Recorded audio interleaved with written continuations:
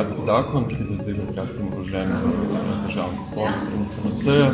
je glavna stvar, ki jo predvideva, je seveda popolna legalizacija konoplje, obenem pa predvideva tudi strogo regulacijo, zato da se preprečuje morebitne škodljive posledice. Zdaj z našim zakonom bi bila dovoljena osebna uporaba, kakor tudi komercialna uporaba, ki bi bila ustrezno regulirana prek sistema licenc in s tem bi nehali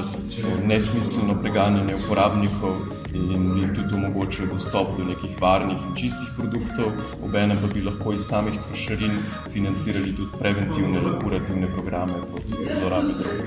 Odzivi do zdaj so bili večinoma zelo pozitivni, seveda se najdejo par pomislekov, večinoma glede varnosti, kako bo recimo z nekim sajenjem in to, ampak do zdaj so bili odzivi presenetljivo pozitivni. Osebno upam, da bi se sprememba zgodila že v roku parih mesecev,